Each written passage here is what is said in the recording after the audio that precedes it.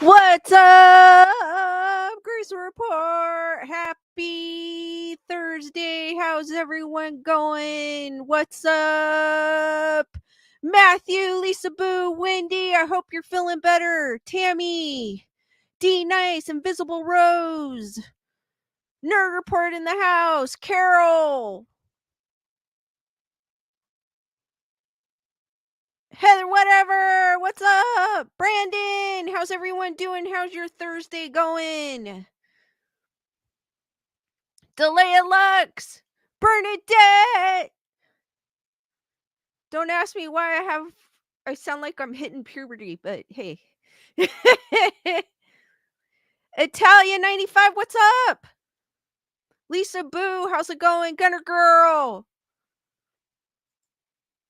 How's everyone's Thursday going so far? Hope you're having a good one. Or you had a good one. It might be. Italia goes, we love it, Lisa. It's okay. Thank you.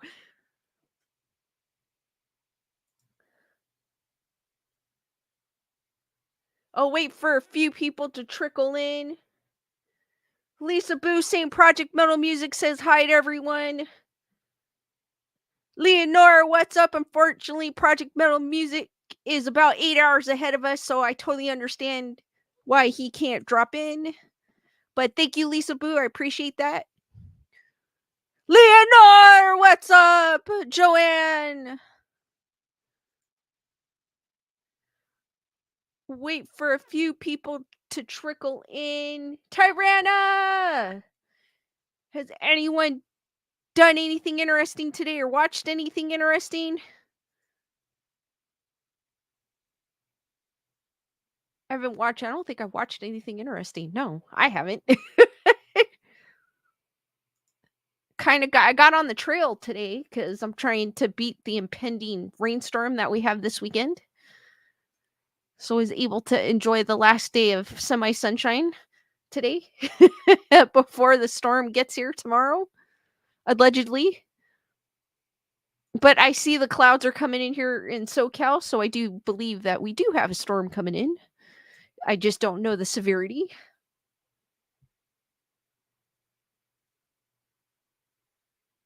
Joanne goes, all the Diddy stuff I saw. I did see, that was crazy. Carol goes, it was a busy day. Finished the wolf eye bracelet this morning and did a lot of housework and laundry. Super cool. Heather, whatever goes, we have snow coming. Had to get the dog out before that.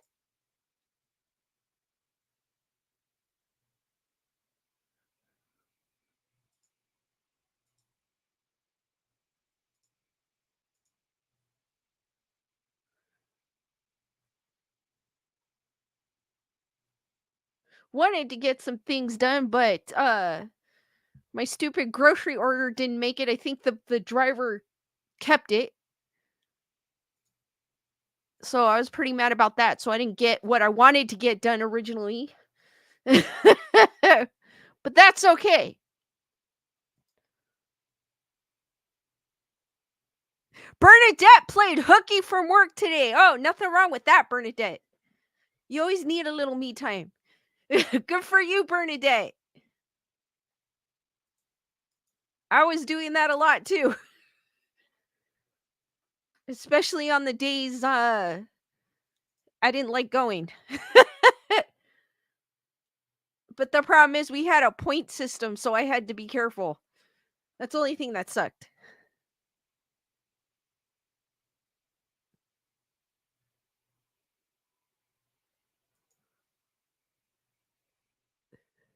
Nerd Report goes hashtag free Lisa's food.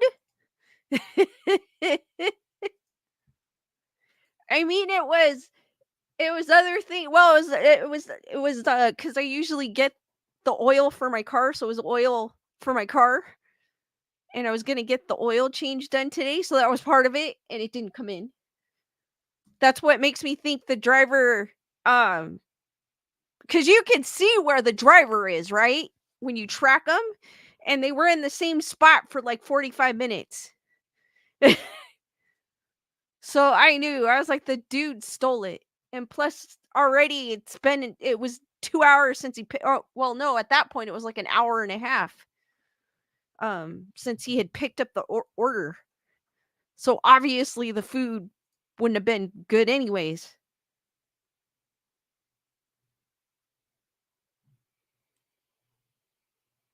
And I think it flags them too to send it back to the store once it's a certain time. That's the only good thing about where I ordered it from.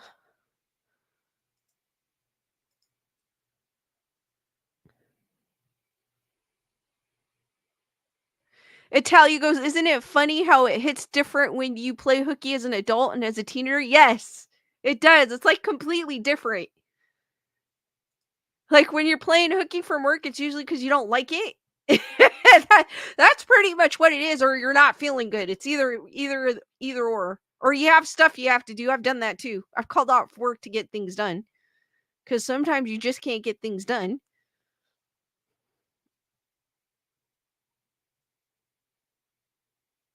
Gunner Girl, that's happened to us several times, especially from Walmart. That's who I ordered from, unfortunately. And this was the second time it's happened to me. Well, no, this is the first time where it actually said the delivery left the store. Usually it'll be like it's delayed and then I can pick the next day and I usually get it the next day. This was the first time the driver picked it up. I was like, bastard. I mean, how dumb can you be? They know who picked up the order. There's cameras too. So I was like, they're dumb. All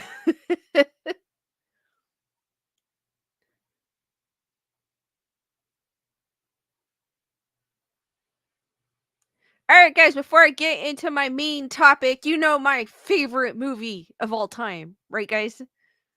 That's only in theaters, I think the next couple of weeks.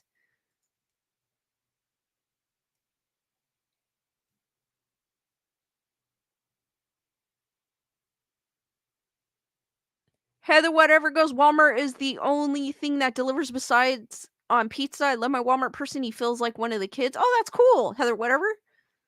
Melissa Smith, what's up? Gunner Girl, I did. Gunner Girl saying call them. They will issue a refund or text them. I did. I texted them. No, I've never had a problem. Like usually I'll say I didn't get an item and I just tell them right away and I get the refund. But this time they told me this time it's going to take some while and I still haven't gotten the refund yet. So I'm not sure what's going up. Gee, what's up? I started it probably like 8 minutes ago or so. I just started. Leonore's asking which movie? You know that little movie that I can't stand? Little horror movie about a certain bear that eats honey?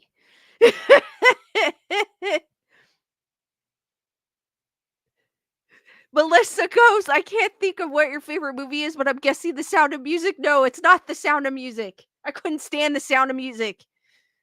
Randy, what's up?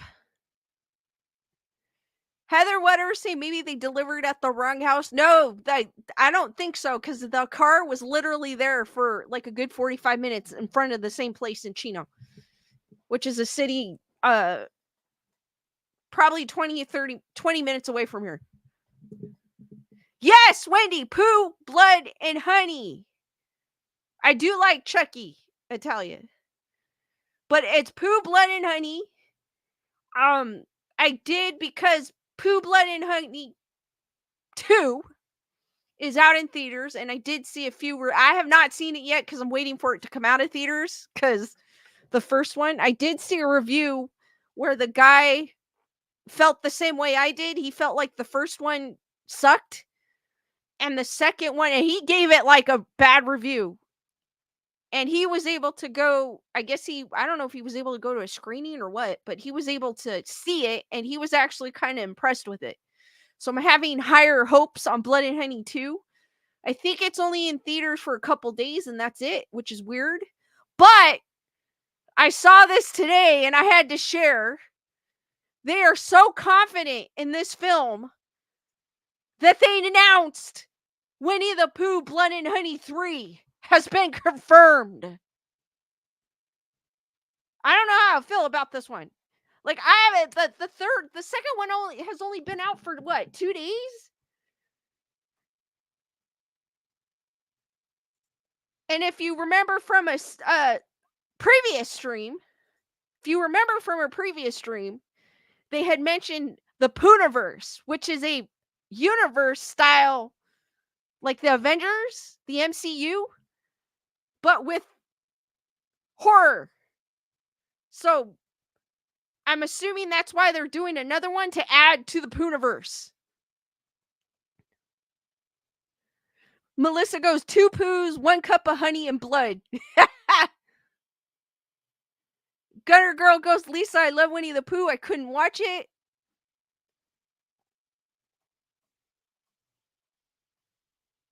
Randy goes, sounds like an award winner. Hey, but the second, Julissa, what's up? The second one had a better budget, so I'm assuming the third one is gonna have even a better budget. I'm hoping. So this article, I'm gonna try something new. I'm gonna show my face while I'm reading it, because I know some people said the way this format is, you can't see the article, so I'll just read the article to you guys. This article is from Bloody Disgusting. Pretty cool site if you want to know about horror movies, reviews, etc., etc., etc. And it goes, the Twisted Pooniverse expands with Winnie the Pooh, Blood and Honey 2, now playing in U.S. theaters through tonight only, and a third installment is on the way soon. So they have so much confidence in this film. But it's weird, when I read about Winnie the Pooh, Blood and Honey, the first one, it said it was like a smash hit. And I was like, where? I was like, what the heck? Wendy goes, I'm going to be traumatized and I can't wait. I'm waiting for it to come on streaming because I don't feel like it's only in theaters for tonight, actually. I don't feel like it's worth it after seeing the first one to see it in theaters. I hate to say that. So I'm definitely going to watch it, but I'm going to wait for it to come on streaming. Variety confirms this morning that Winnie the Pooh Blood and Honey 3 has been given the green light, with Jagged Edge Productions officially ordering up the third film. Variety notes, according to the producers, and I'm not sure why they only had it playing in theaters for 3 days. I'm not sure. Maybe that was the only place they could fit it in. I don't know. I'm not sure. I don't know how it works. Randy goes, what draws you to that title? Randy, that movie is so bad that I have to talk about it. The first one. It is so bad. It is a great concept. It's Winnie the Pooh horrified. It's a great concept. It started out great, but it just wasn't executed properly. Randy goes, because nobody wanted to watch it. I guess there's people watching it, because why else would they be making a 3? Jennifer Marie, I think I saw you there. What's up? Cheryl, how's it going? Variety notes, according to the producers, Winnie the Pooh Blood and Honey 3 will have a bigger budget than the previous films. All right, it better. Pooh is going to look more like Pooh. And will introduce new characters from the original Winnie the Pooh stories, including Rabbit, the Huffalumps, and the Woozles. We also know that in addition to Winnie the Pooh Blood and Honey 3, the team is conjuring up horror movies based on Bambi, Peter Pan, Pinocchio, Sleeping Beauty, and more. The end game, they actually do have one in mind. As we recently learned, these individual movies will pave the way for the Pooniverse. Monsters Assemble in 2025. I cannot wait to see what that is all about. Like, serious. I'm intrigued. In that movie, all the monsters team up to take down the world naturally. The good news for the team is that Winnie the Pooh Blood and Honey 2 has won over even some of the harshest critics of the first film, with most agreeing it is a huge step in quality. Which the one that I did watch, he did say it was better. Like he was a little impressed with it. Paul Lee wrote in his review right here on Bloody Disgusting, this flawed but enjoyable sequel defies expectations, albeit low ones, and outperforms its predecessor on most levels. It better. I mean, come on, if you're gonna make a second one, make it better than the first. Yes, Randy, it is. I'm not. It is. It really is. Look, I think Poo Blood and Honey, I think is on, what was it on? It's on one of the streaming services.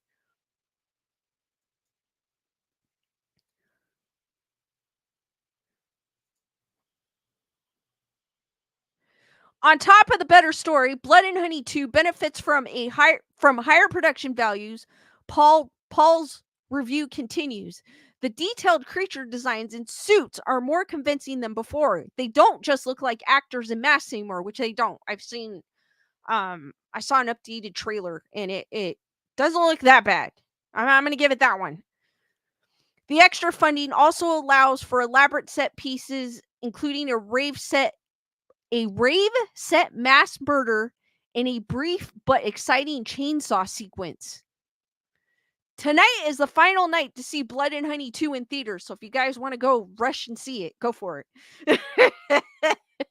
As the Fathom events run was for March 26th through March 28th only. So if you want to see it on the big screen, go get out here tonight. I don't.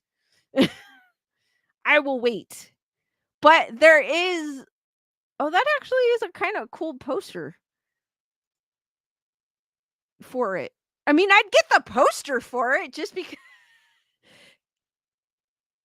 Nikki Bella saying it was great, amazing, action packed. Okay, cool.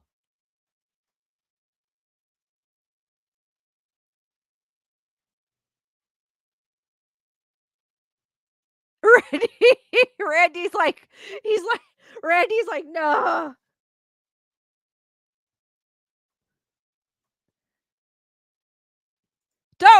Don't worry, Randy. I'm waiting too. You're not the only one. I would get the movie poster. The movie poster looks cool.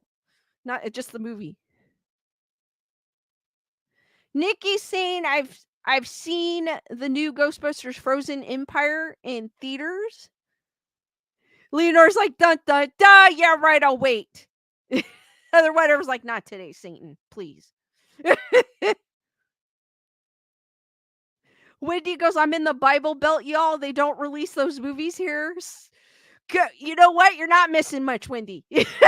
Well, you know what? I can't really say anything about the second one because I haven't seen it. So that's kind of wrong of me. When I do see it, I will let you know of my review. I will do a standalone.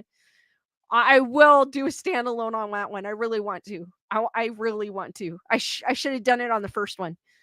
But I watched it like way after it came out. Heather, whatever goes, don't cut up Pooh. He's pieces already. So that's a little bit of movie news. Before and then if I have time, I'll talk about the horror movies that are coming out in April. There are a few.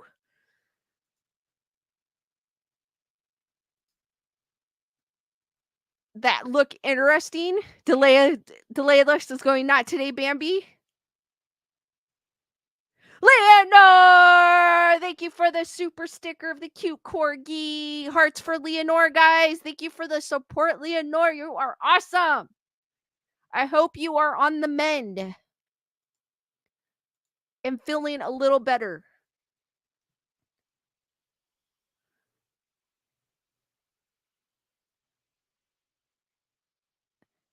All right, anybody, I decided the reason why I wanted to talk about Ed and Lorraine Warren is because they are probably one of the most known individuals, I would say, in the horror world.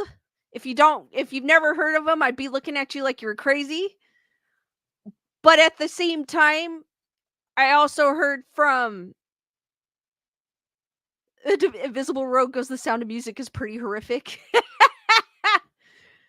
I also heard that Amityville was also not the story was not like the movie was not based on a true story. So I wanted to debunk Ed and Lorraine Warren because they are such a big, especially considering since the Conjuring universe came out, since they decided to make movies based on Ed and Lorraine's cases, it made me want to dive in and delve into what Ed and Lorraine Warren are all about. Randy goes, I am not convinced of their story. I was a bit like, oh my God, it's Ed and Lorraine Warren. Like, serious, I was like that. And then I started, I was, well, I'm not gonna lie. I'm gonna admit that I was one of those like, oh my God, it's Ed and Lorraine Warren. They're freaking awesome, blah, blah, blah. But then it started making me think, um, because of, how they had the Cody and Satori debacle, it made me think and want to go back and revisit the Warrens and see what articles were out there that could tell me like why that they could possibly be fraudulent, which sucks because a lot of people called on them for help. And I don't appreciate, I mean, especially when you're prying on people that want help and you're not. Thank you, Gunner Girl, for being a member of the Wolf Pack for 8 months. Still loving your stories. You're so awesome. Thank you, Gunner Girl. Cheryl goes, I'm feeling a bit better, taking one day at a time. Oh, I'm glad you're feeling better, Cheryl. Elaine, what's up?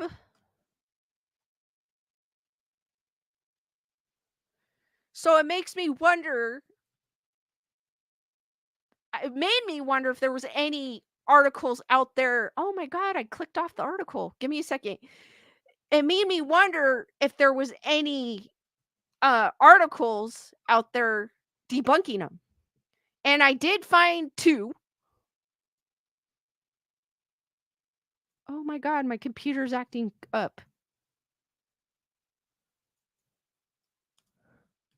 And it's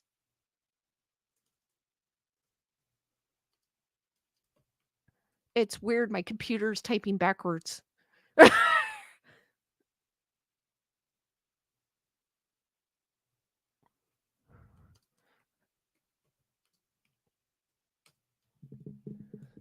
me see if I can find that article. I apologize, guys. I clicked off of it, I guess. Here it is. I found it. So I did find an article. I found 2, actually. My computer is acting up. Lisa Bugo ghost. I think it is, to be honest with you. I think it's my studio ghost. Randy's like, no more. Honey blood, please.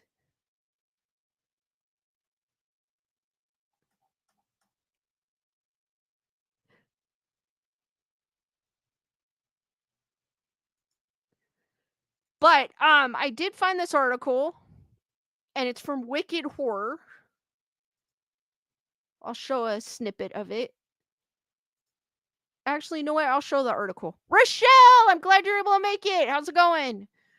This one's from Wicked Horror, and it's a recent article from I think it's in February 25th of 2025, so it's about a month old.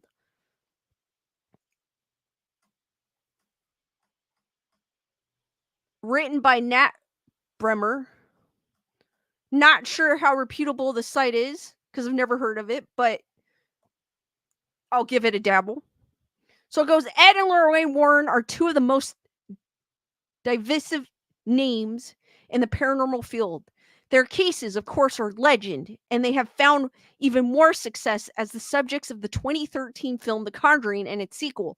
And Lorraine Warren made an appearance, I believe, in was it The Conjuring? I think she is, yeah. I think she makes an appearance before she had passed away. I think she passed away in 2019, if I'm not mistaken. And I think she does make an appearance in The Conjuring and its sequel, The Conjuring 2, and so on and so forth. They also infamously investigated the Amityville house and determined that it was indeed haunted. They became prominent experts in the field of paranormal investigations and wrote several best selling books about their cases. One of their most infamous, even before the movie, was the Annabelle case, but they also covered everything from haunted cemeteries to werewolf possessions. They investigated the haunting in Connecticut, on which the feature film of the same name is based. And I wonder, wait a minute, haunted in Connecticut. I wonder if it's because my previous stream was about a house in Bridgeport, Connecticut. Thank you, Nikki Bella, for being a member of the Wolf Pack for 8 months. Hi, Lisa. Always love great spooky content. Hearts for Nikki Bella. Thank you. Lisa Boo goes, yes, in The Conjuring. Thank you. Brandy likes the movie The Changeling. You know what? I have to see that one. I haven't seen that one. Tyrannico Studio Ghost, leave Lisa alone, please, for once.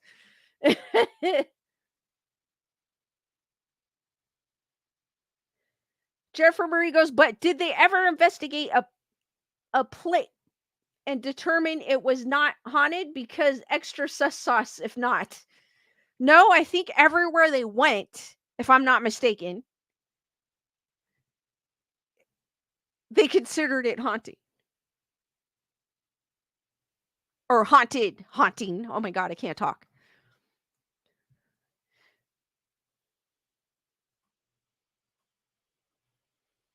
Ed and Lorraine Warren worked hundreds of cases, many of which have been turned into films for either theatrical expedition or television, and have themselves made numerous appearances on paranormal shows like World's Most Haunted and Paranormal State. While Ed died in 2016, Lorraine continued to make appearances until not long before her death in 2019. She also ran a private occult museum from her home in Connecticut, which is um still in business. I want to go there one day. I want to say her son-in-law runs it. They've achieved more success than virtually any other paranormal investigators in history, and for a long time provided inspiration for people looking to get into the field. But were Ed and Lorraine Warren actual frauds?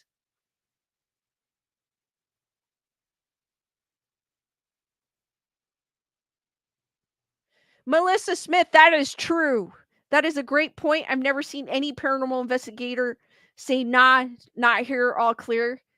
You know what they say if they don't catch anything? I've heard this before. They'll be like, well, just because we didn't catch anything, it's not necessarily means that the place isn't haunted, which is true. I agree with that statement, but I totally agree with you, Melissa. I've never heard anyone say this place is not haunted. It's a sham. Like, let's go. Thank you, Nerd Report, saying great show, Lisa.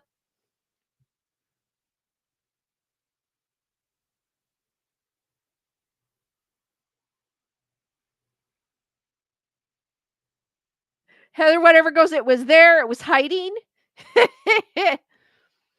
There's a lot of debate on that subject, and there's no clear answer, really. To determine that would require a clear answer on whatever or not ghost or real to begin with.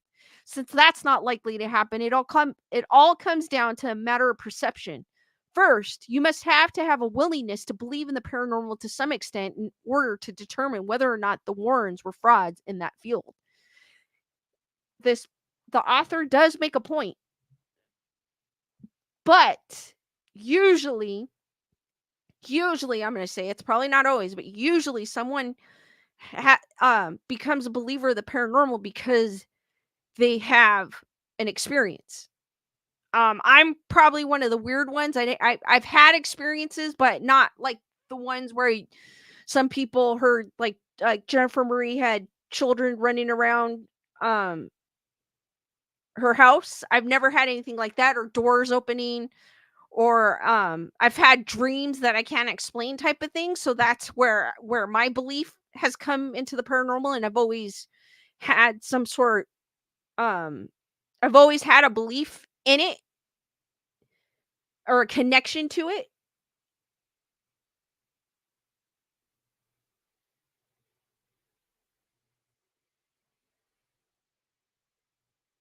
Wendy goes, the things that go bump in the night. So what the person does say in this article, I do agree with. You're never gonna know. Some people are gonna be like, no, but I know there's skeptics that go out there and they have an experience, and that's when they become a believer. So it all depends on if you want to debunk something, just go to that place. Go to a place. Go there yourself and investigate and see what happens or what experiences you may uh experience. If Ed and Lorraine Warren are cons, it's unfortunate as they've trained a lot of people to do what they do over the years. The Warrens founded the first ghost hunting organization in New England Society of Psychic Research, in 1952. On the side of the Warrens, their cases certainly speak for themselves. Their stories are riveting and frightening. People have come forward and claimed that the Warrens helped them immensely and solved their problems, but other families have suggested that they were duped and conned into believing the story as the Warrens relayed it to them. One of the biggest detractors of the Warrens is neurologist Stephen Novella, president of the all too appropriately named New England Skeptical Society. He has spoken out against Ed and Lorraine for years, saying that they are nothing more than a very good storytellers. Nothing wrong with being a skeptic. Nothing wrong at all. In fact, I feel like being a skeptic, you would be more in tune. I feel like that you'd be more in tune with your environment than if someone was a believer, because they'll be like, "Oh my god, what was that? Oh my god, what was that?" You know what I mean? Unless a believer walks into a building and knows nothing about it, which is I feel like is the better way of doing it, because then that way you won't get false things that you think you've heard. So nothing wrong with being skeptical, because I'm skeptical of things.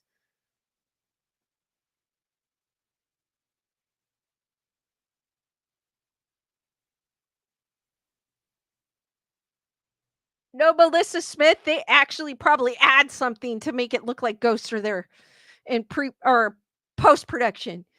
After they record, they'll add in the sounds. As for the case that inspired The Conjuring, that happens to be one of the most backed up cases in the Warrens' case log. The family is still adamant about what they experienced in the house. Obviously, things were very difficult from the film. The gripping third act exorcism was more of a mild seance in actuality. But the family still insists that their story is true, as well as the investigation conducted by the Warrens. The family's oldest daughter, Andrea, even went on to write her own books about the events that took place in their home. She does with the Conjuring house, the parents, she does I'm assuming it is Andrea, because I do see one of the daughters publicly.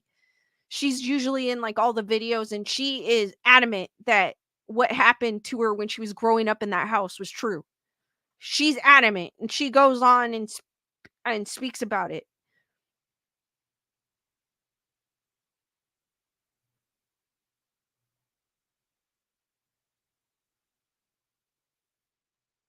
Leonardo goes, always walk in with an open mind. Exactly. Randy, very true. And how much money did they get paid? I mean, they say they don't get paid for doing this, but I don't know. I do not know. I don't I never heard of the Lorraines getting paid for anything, but or the Lorraines, the Warrens. Oh my god, I can't talk today. Getting paid for anything?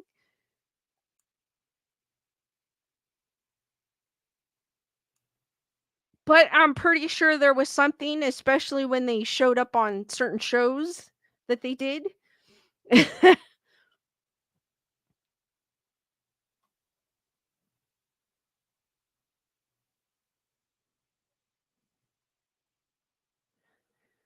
Ultimately, it's impossible to know for certain if the Warrens speak the truth. They've seen some incredible and frightening things, and they've relayed some amazing stories.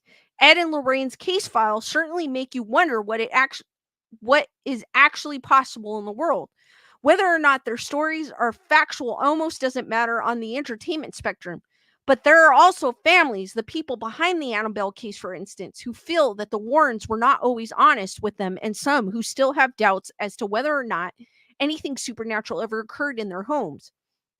We may never know one way or the other, but Ed and Lorraine have always been a strong subject of debate in the paranormal field. It's doubtful that will change anytime soon, and it's unlikely that we'll ever have an entirely definitive answer as to whether or not Ed and Lorraine Warren were frauds. And don't mind those crazy ads. All right, I guess that is the end of that article. I do have another article with the weird, hopefully, it doesn't have weird ads in it.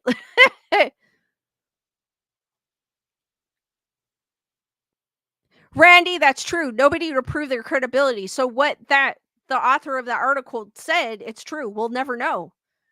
I mean, there's some people that say, yes, they helped me. And then there's others that say, no, they didn't. Like he had mentioned the Annabelle case. There are people, that and I'm sorry, the Annabelle, the actual Annabelle is better than the movie one. Which I kind of have one behind me. But she's not Annabelle, she's Patty.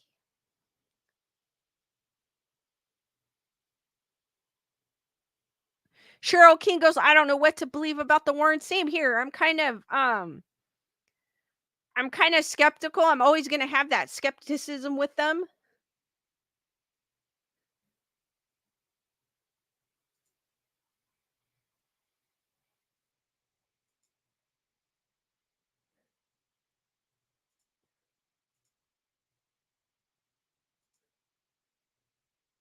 So the next one is that I found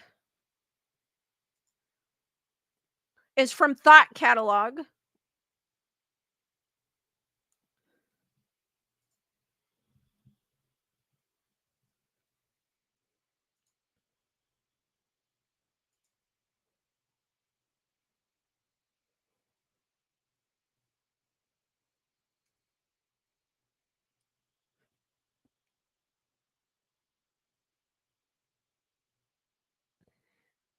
So this one's from Thought Catalog. I'm trying to fix it a little bit.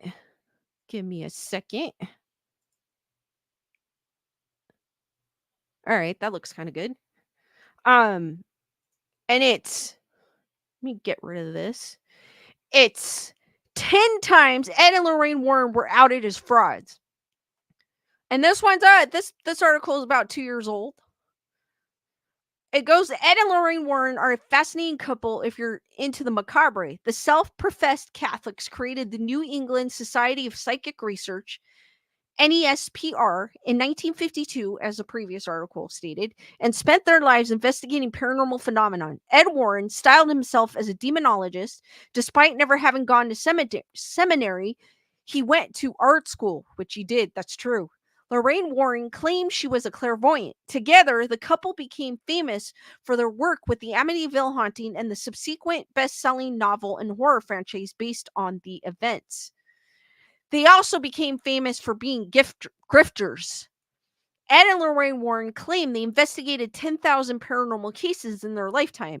If they investigated one case per day, this would take them 27.3 years. That's without taking weekends off. As we could see from their books and in the Conjuring universe, some of these cases took days or even months to resolve. Ed Warren also had a day job as a bus driver. The couple had a child and they wrote books, made media appearances, and operated an occult museum out of their home. How could they possibly have accomplished all of this? Some people can do it. You never know.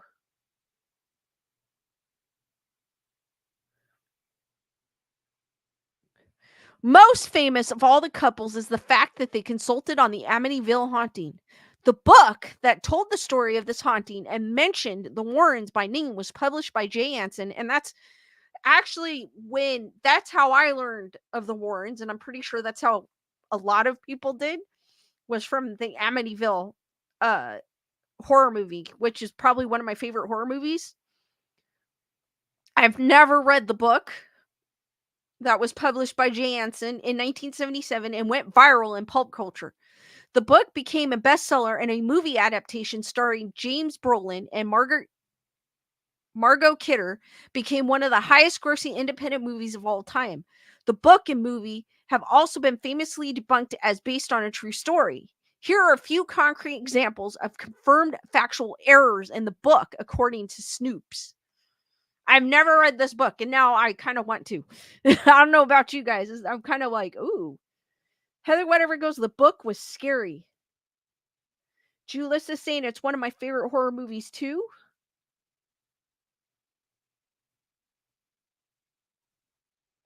Wendy goes, the Warrens were opportunistic from the get-go. Very true.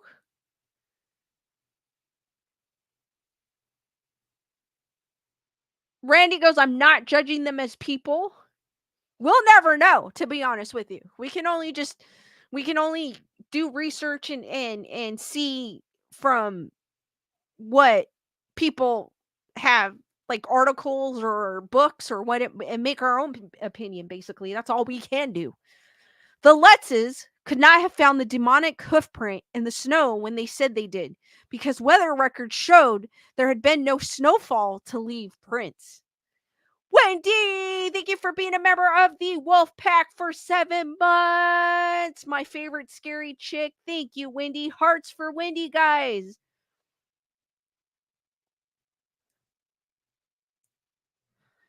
Though the book details extensive damage to the home's doors and hardware, the original locks, doorknobs, and hinges were actually untouched. The book and film show police being called to the house, but Nickel writes during the 28-day siege that drove the Letts family from the house, they never once called the police.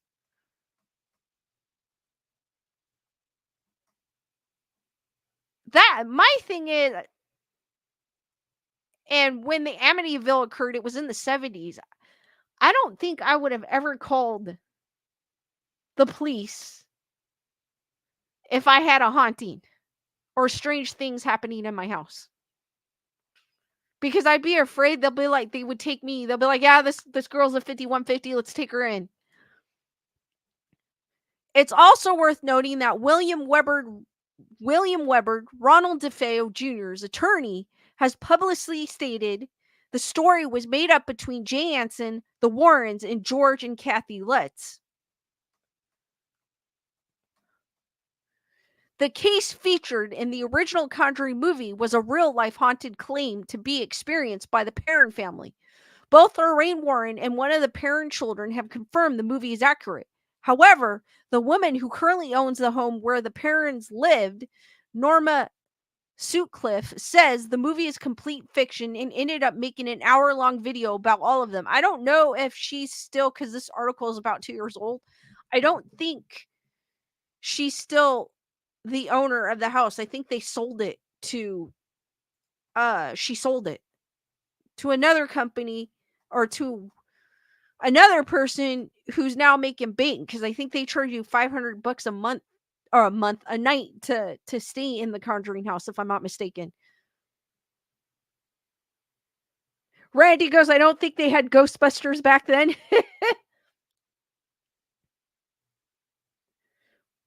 Wendy goes, the Popo would have locked you up at that time, lockdown psych unit. That's what I was thinking.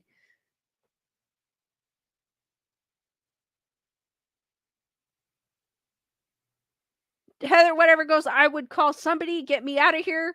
I would call somebody, but not the police.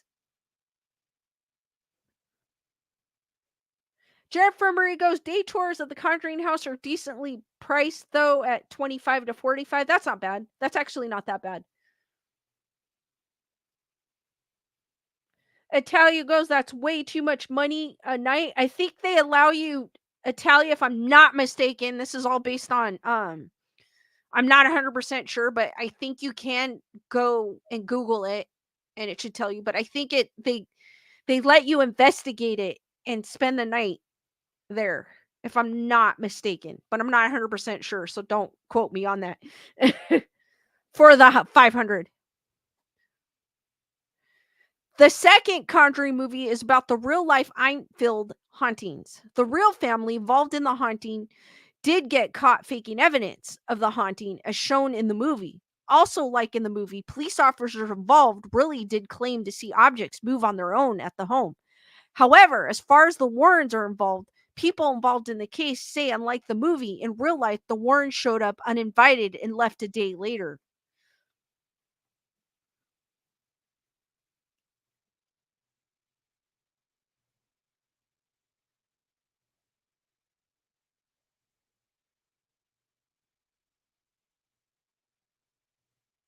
No way! Jennifer Marie, I did not know that. Jennifer Marie goes, yeah, but if you investigate for your channel, you have to sign a waiver allowing the Conjuring House to have final say in the edits. I read their website not long ago. Forget that. I'm not going to go there. I wasn't planning on going there anyways because I feel like that place is just um I feel like it's overhyped. I mean, I'd probably go for like a day tour maybe, but not spend a night. Especially after what Jennifer Marie said, I don't think I would want them having say of what I put in there. That's kind of wrong. Jennifer Marie, like I said, extra sus sauce. Yeah, because you could be talking about the truthfulness of the house, and they'll be like, "No, we can't put that. You can't put that in there." I'll be like, "Excuse me." I'll be like, "What?" The haunted Annabelle doll that the couple is famous for is certainly an extremely creepy story. That's probably why the whole story first appeared as an episode of The Twilight Zone, which aired 7 years before the Warrens ever met the Annabelle doll. The episode titled Living Doll was part of the show's 5th season. Oh, I love that episode. My name is Talking Tina, and I hate you. The Smurl family says they experienced a haunting so strong and malevolent, they say claw marks appeared on the walls. When the Catholic Church refused to grant them an exorcism, they called the Warrens. When the Scranton Catholic Diocese eventually sent someone to investigate, that priest wasn't impressed by the Warrens. They weren't sincere, were not what they purported to be, and were given to sensationalizing. He chuckled when explaining that when he went to one of their lectures, they saw him and toned down their act. So he wore disguises when he went to their future talks.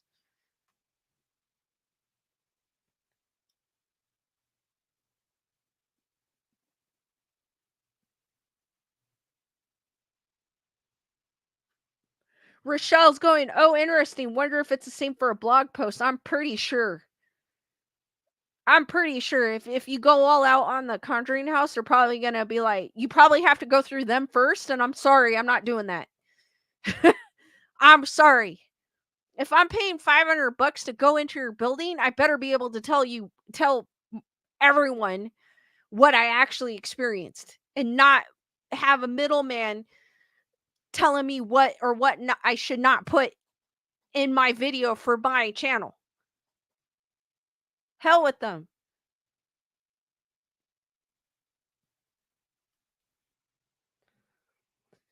Ed and Lorraine were at the center of what even I, as a believer in the paranormal, consider a pretty obvious fake story known as the Devil Made Me Do It case, which is now the subject of the third Conjuring movie. The story is about a man who murdered his landlord girlfriend's boss and claimed in court he was not guilty by reasons of demonic possession. You can read the details of the story here. That I did see a documentary about that. I did see the movie as well, but I did see a documentary, and I kind of feel like that documentary, minus the Warrens, but I do feel like he was possessed. And that's probably the only place where I actually feel like he was telling the truth. I felt like he was telling the truth.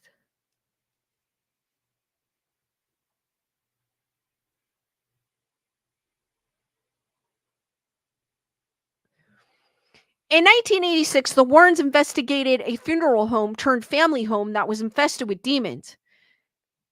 The Snedeker family complained, I'm probably butchering it, complained of strange behaviors in their son, violent and sometimes sexual essays by unseen entities and apparitions. This haunting was investigated by the Warrens and became the basis of a movie, Haunting in Connecticut, in 2009. And I did see that film as well. I don't know why. I just like possession films for some odd reason. The author who worked with the Snedeker family and the Warrens, in order to write a book about the ordeal, later recanted the story and said the family involved, which was going through some serious problems like alcoholism and drug addiction, could not keep their story straight, and I became very frustrated. It's hard writing a nonfiction book when all the people involved are telling you different stories. Dun dun dun!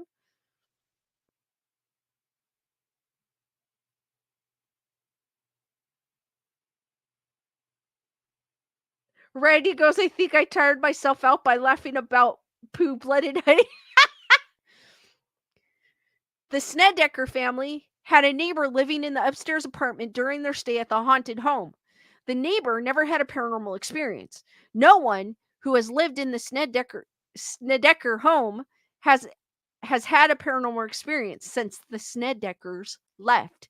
But it doesn't necessarily. I've heard that a person could cause the haunting. I don't know if you guys have heard that, but I've heard that. It might not necessarily be the home, but it could be the person.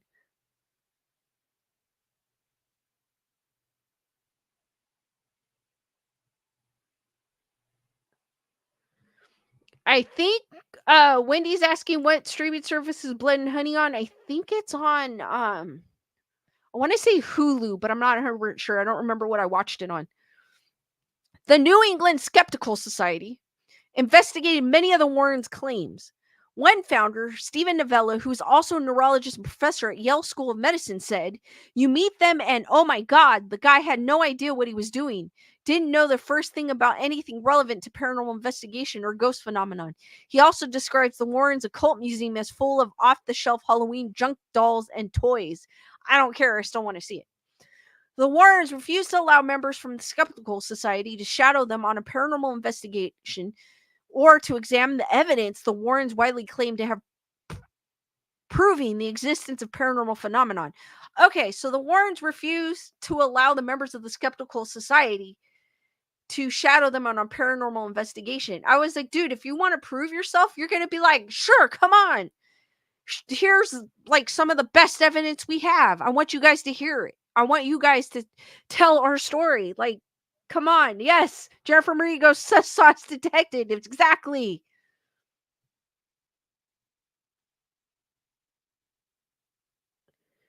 Gunner girl, happy early birthday.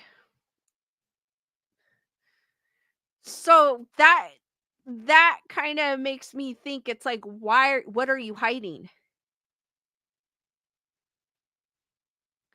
When pressed, Ed Warren said you can't have scientific evidence for a spiritual phenomenon. The Warrens themselves claim they once encountered a werewolf demon. They have an entire book about this case in which they specifically say they have exhaustive documentation backing up their claims, but they never share that documentation. Why? If you were a paranormal investigator working on a case with a real life werewolf demon, when you snap a photo, true, you would. You would. Ed and Lorraine also claimed they had evidence of the White Lady, a local legend about a ghostly lady haunting the Union Cemetery in Connecticut. If they have a ghost on video, why didn't they never show the video to the public? Very true. This guy is making a point. Steve Novella from the New England Skeptical Society says he was only allowed to view the video at the Warrens' home, and that even there it seems suspicious. He wrote about this video on his blog. Their piece de resistance is Ed's video of the famous White Lady of Union Cemetery in Easton, Connecticut. We have only been able to view this tape in the Warrens' home because Ed refused to give it to us for analysis, a common theme in our investigation. The tape shows an apparent white human figure moving behind some tombstones, like videos of UFOs, Bigfoot, and the Loch Ness Monster. However, the figure is at the perfect distance and resolution so that a provocative shape can be seen, but no details which would aid definite identification. Ed Warren has not investigated the video with any scientific rigor and refuses to allow others to do so. Despite Ed's insistence that he was engaged in scientific research, he continued to jealously hoard his alleged evidence rather than allow it to be criticized or critically analyzed as is necessary in genuine scientific endeavors. After the Warrens died, their son-in-law, Tony Spera, did release the video, which you can view here, which I am not going to show because I'm not sure if it has any music or anything on it. And YouTube can be tricky. Jennifer Marie goes, yeah, you guys, I have video footage of a werewolf demon, but can't show you because my mom will get mad. Exactly. That's why. Leonora, I have not seen the White Lady movie. Exactly. It kind of makes you wonder, like, why, what are they? But the son-in-law showed the video. So, hey, the Warren Occult Museum contains haunted and demonic objects from cases where it seems like it would have been extremely easy to get verifiable evidence of the paranormal if those cases were real. For instance, in their museum, the Warrens had a vampire coffin from a modern-day vampire they claim to have met. They couldn't get hard evidence from a vampire, but they could get his coffin? Dun, dun, dun! Beyond the claims that the Warrens fabricated at least parts of each famous haunting they were involved in, there were the extremely troubling claims that Ed Warren groomed a 15-year-old girl he met while working as a bus driver, and they eventually had a 40-year relationship. What? The Warren... Oh, I think I saw this when I was searching. Had a 40-year relationship. The Warrens officially said they moved the girl into their house because she had nowhere else to go. When Lorraine Warren signed on to consult on the Conjuring movies, she got a contract that states the movies will not feature negative information about the Warrens, including S with minors, child pornography, prostitution, and SA, the Hollywood Reporter consulted an entertainment industry attorney who says mentioning specific S crimes like this is something she has never seen before. So guys, what do you think after going over this article, do you think the Warrens are sus, or do you think there's some plausibility to them? And I did read, because while I was Googling, that did pop up about SA.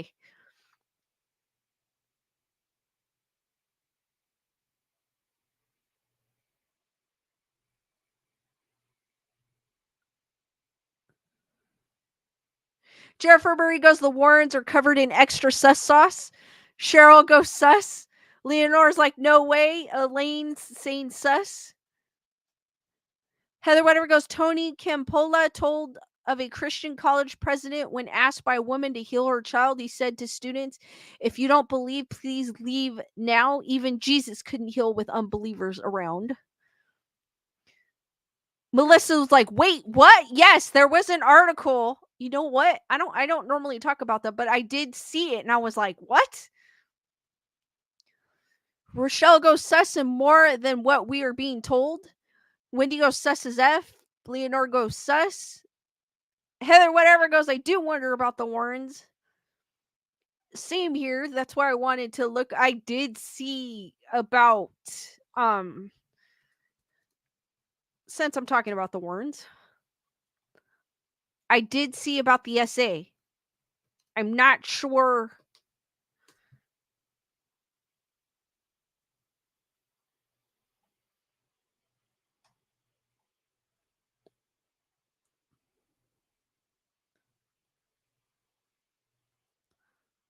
Let me see. Hold on. Let me see if I can find an article about that.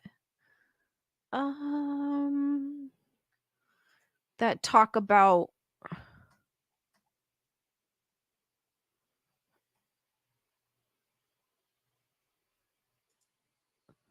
let's see. Which I never heard of until I was actually Googling and I was like, what?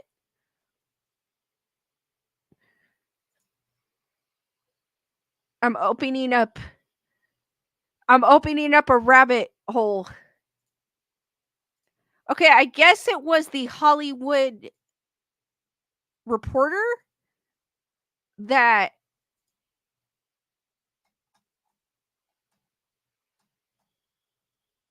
around well, this came out in 2017, but I never heard of that. Goes War Over the Conjuring, the disturbing claims behind a billion-dollar franchise. Fans of the Conjuring horror movie franchise will be familiar with the romantic tale of Ed and Lorraine Warren, real-life married demonologists who claim their Catholic faith helped them fend off the forces of evil.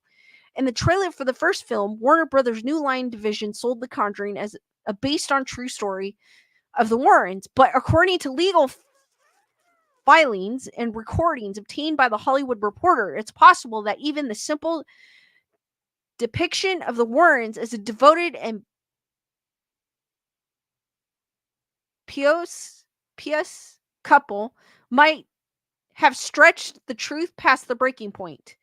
It appears the top studio executives were made aware just weeks after the first film opened in 2013 of the allegations that in the early 60s, Ed Warren initiated a relationship with an underage girl with Lorraine's knowledge. What? She knew? Now in her 70s, Judith Penny has said in a sworn declaration that she lived in the Warrens' house as Ed's lover for 4 decades. I have never heard of this. It is unclear whether Warner Brothers took any actions as response to these allegations, but the sequel continued to portray them as a happy couple in a conventional marriage. Warrens declined to comment. Of course, they're going to decline to comment.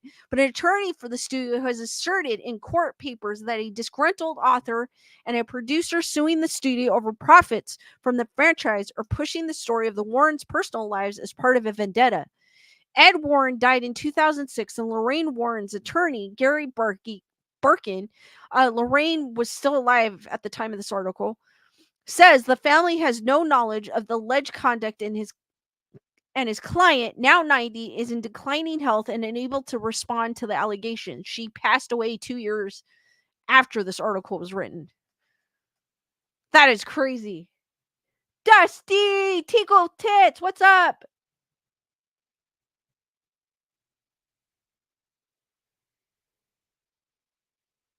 Jennifer Murray goes, finding out your husband cheated and is a child predator isn't the same as knowing about it and being okay with it. Exactly! I'm like, what?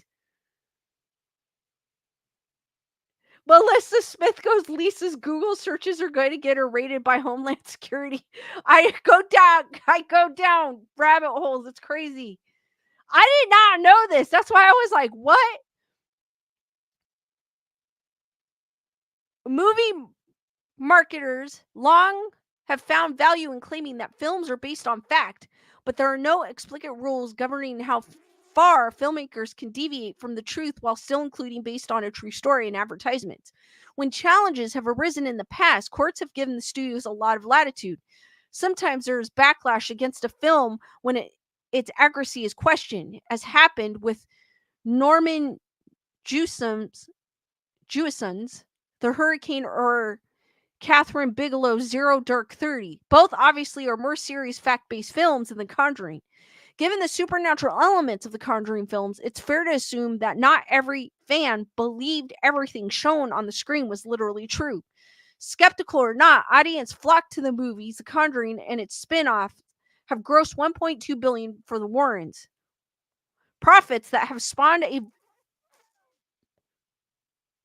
veritable horror show of litigations over who owns the rights to the Warren story. Another spinoff is in post-production and a second sequel is in development.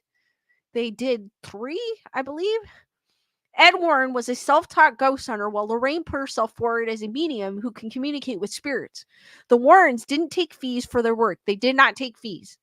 But they enjoyed immense financial success nonetheless thanks to 9 books, a busy lecture schedule, and consulting on films based on their exploits, including the 1979 and 2005 versions of the Amityville horror. The original Conjuring film, which one did you like better of the Amityville horror? Did you like the one with Ryan Reynolds in it? Or do you prefer, or did you like both, or do you prefer Josh Brolin? I liked both. to be honest with you. I actually like both.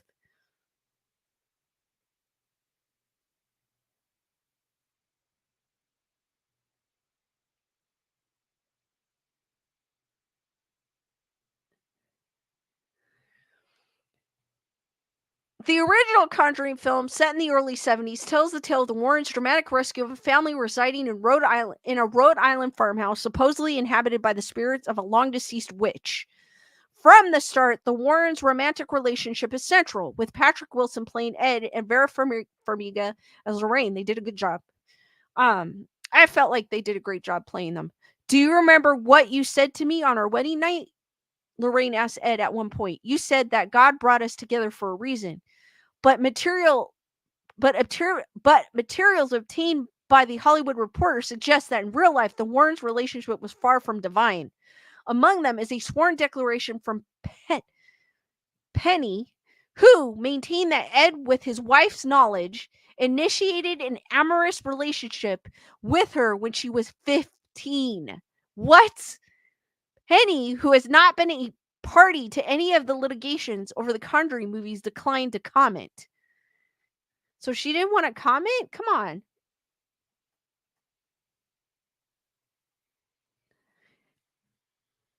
Tickle Tits! Thank you for gifting 10 memberships! Hearts for Tickle Tits McGee! Thank you, Tickle Tits, and welcome Luisa's Life, Peggy, Eastern Arkansas Transparency, Jay Brimble, Kimberly Sweet, Randy, Billy Cat, Kyle, Heather B, Silver Fox Club, and Ozzy Buster to the Wolf Pack. Hearts for Tinkle Tits and all the new members.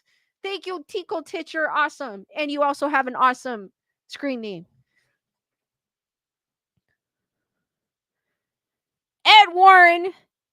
This is crazy. I didn't know any of this. Like, I have never heard. This is like the first time I'm hearing any of this. It's just when I Googled, I went down a rabbit hole.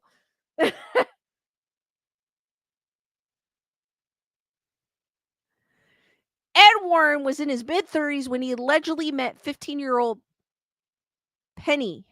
I want to say that's Penny. Having not yet gained enough fame as a self-trained demonologist to pay the bills in the early 60s, Ed was working as a city bus driver in Monroe, Connecticut. Penny was a student at Central High School in the nearby town of Bridgeport who rode his bus. The two began an amorous relationship. Penny said in a legal declaration she gave in November of 2014, according to that document, as well as newly obtained recordings of Penny recollection of events, by 1963, she had moved into the Warrens' home. For the next 40 years, she said, so seriously, until she was, are you kidding me? She was there until she was 55. What? She had a sexual relationship with Ed with Lorraine's knowledge. What? At first, Penny stayed in a bedroom directly opposite the one occupied by the married couple, but eventually she moved into an apartment built for her above the home. One night he'd sleep downstairs, she said in a recording. One night he'd sleep upstairs. Wendy's like, what the hell? I was like, oh.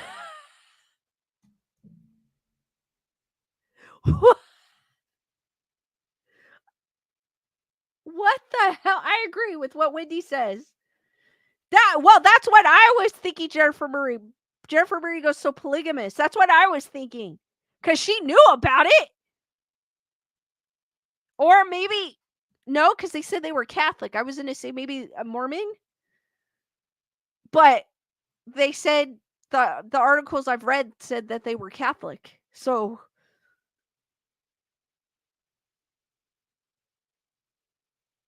Cheryl goes, I've heard that they had a very open marriage, but she knew everything that he got up to. That is crazy. Leonore goes, my first time hearing this too. Jennifer Marie, this is gross. Just listen. It is.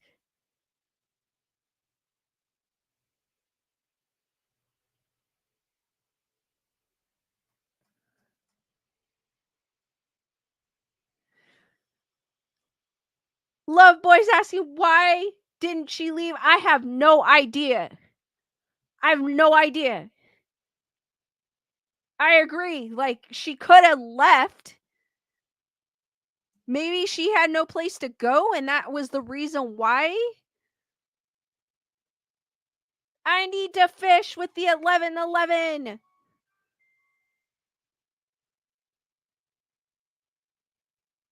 So even in 1963, a teenage girl did not move in with a married man without attracting notice. Duh.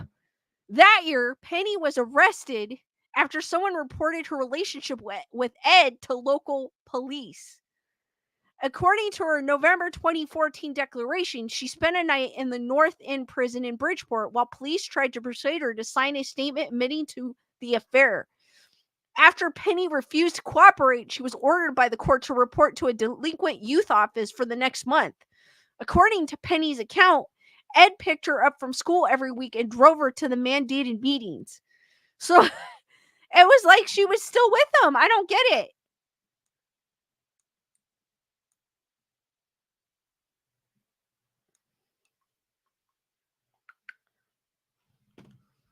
I don't get it.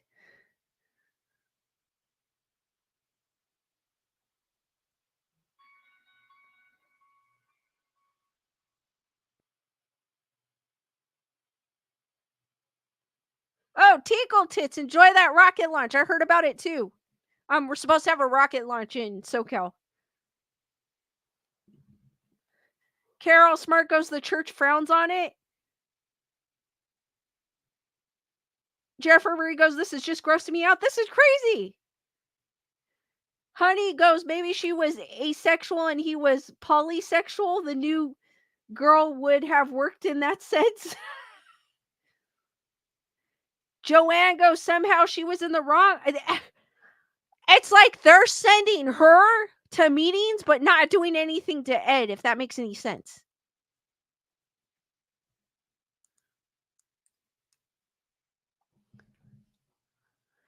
Penny has said Ed told her many times that she was the love of his life. The Warrens, according to her, presented her variously as a niece or poor girl whom they had taken in out of charity. In May of 1978, in her 30s, Penny became. What? The plot thickens. Penny became pregnant with Ed's child, she had said. And this is all based on what she had said. In the declaration, she said Lorraine persuaded her to have an abortion because the birth of a child could become public and any scandal could ruin the Warrens' business. Though Lorraine has claimed to be a devout Catholic, Penny said her real God is money. In a tearful recording obtained by THR, Penny recalled, they wanted me to tell everyone that someone had come into my apartment and armed me. What? And I wouldn't do that. I was so scared. I didn't know what to do, but I had an abortion.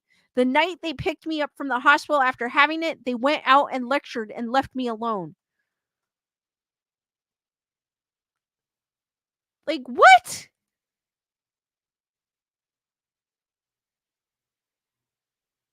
Rochelle goes proper. It is.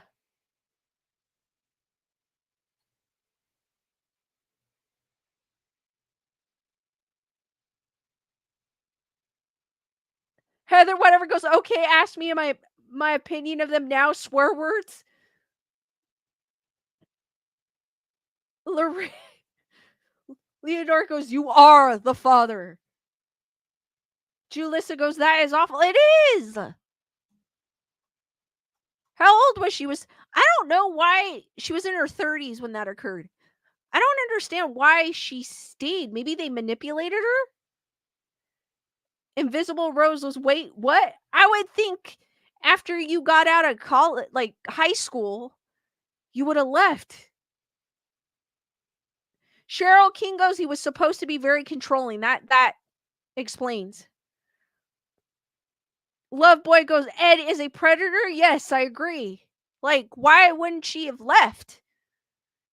Unless he was very, like Cheryl says, he was very controlling and manipulative. That is very crazy. Penny also has claimed Ed was sometimes abusive to Lorraine. Early on, she said she witnessed him backhand his wife so hard she lost consciousness. What? Sometimes Ed would actually have to. What?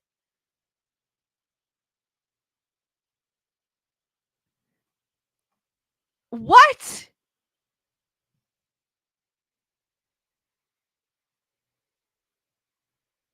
Gutter Girl goes disgusting. Yes.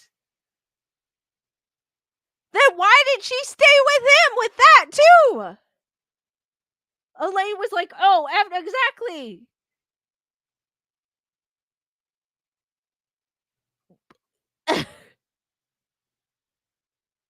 Love Boy, it said she was in her 30s in this article.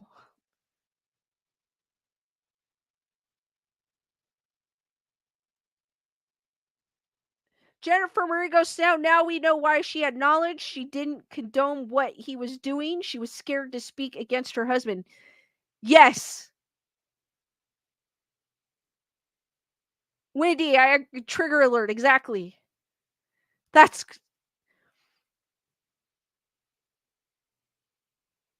Penny has said she helped Ed maintain his reputation as a ghost hunter. He claimed to have captured the White Lady, a ghost who supposedly haunts Union Cemetery in Easton, Connecticut. On tape in the summer of 1990, after camping out in the graveyard for a week, Penny claimed Ed wanted to make a video that would show what the White Lady would look like if she was spotted. So she took a page from every grade schooler's Halloween playbook and donned a white sheet for the filming. Lorraine's attorney, Barkin, tells the Hollywood Reporter that Judy and Tony Spera, the Warrens' daughter and son-in-law, never saw any of the alleged conduct during the decades they spent with Ed, Lorraine, and Penny. The Warrens opened their home to Ms. Penny when she was 18 and had nowhere else to live following a childhood of neglect, writes Barkin in an email. During much of their career, Ed and Lorraine were on the road working on cases and giving lectures, and Ms. Penny lived at and watched their house. They also said Penny had a long-term boyfriend for much of that time, whom she eventually married, and the couple spent holidays with their family. The Sparras believed Penny is now being manipulative.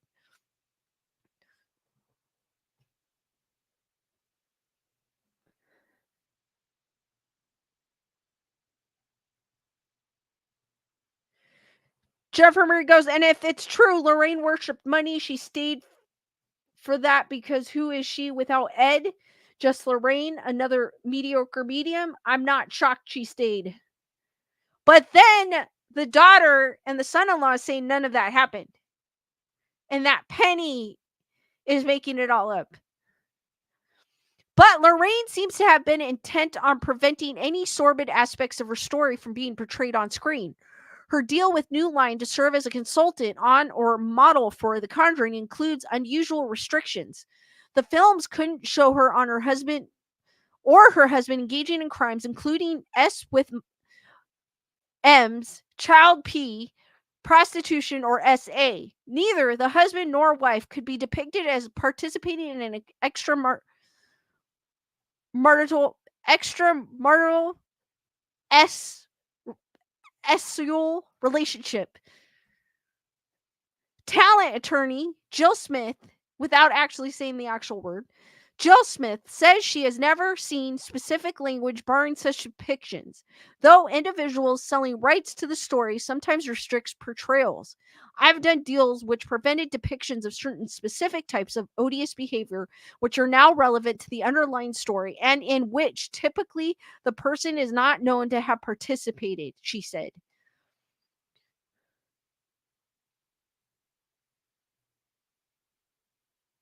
Heather, whatever goes, that happens. Family members not believing. Cheryl King goes, I heard about this over 10 years ago, so it isn't recent. Wow, Cheryl's heard of it. I haven't. This article is about 2 years old, but I guess it's gone beyond that. I've never heard of it. Loverboy goes, why did the neighbors say anything? No speculations. Did anyone notice? Good question. Like, how was all this going on?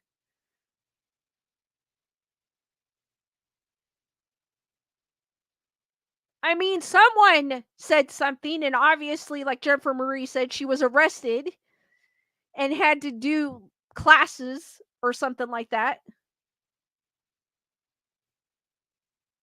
Thank you, Wendy. Soon after the original Conjuring movie opened, producer Tony DeRosa Grund sent an email informing Top Warners and New Line executives that the film was a far cry from the advertised true story of the Warrens. DeRosa Grund, now locked in a legal battle with Warrens over profits from the movie after he claimed he was unfairly shut out of the sequels and spin-offs, said in his September 2013 email that a woman close to the Warrens had seen the movie and was mortified as to the inaccurate portrait of the relationship between Ed and Lorraine Warren. Among those copied on the emails were Warren's chairman, Kevin Shujihara, and marketing chief Sue Kroll, as well as Toby Imrich, then president of New Line, now president of Warner's Film Studio, outside counsel Michael O'Connor, and in-house attorney Craig Alexander. It is unclear whether the Warrens responded. A-Jam's arbitrator interpreted DeRosa Grund's communication to New Line about Penny as a threat that undermined his credibility. New Line is currently pursuing sanctions against the producer in another pending litigation. Not only was the Warrens' marriage a far cry from the one portrayed on screen, DeRosa Grund wrote in his email, but their daughter, also named Judy and portrayed in the original film by Sterling Gerrans, had lived not with her parents but with Lorraine's mother. Penny said she was the only young girl living in the Warrens' house. Heather, whatever, I agree. If the Warrens responded, they'd say no.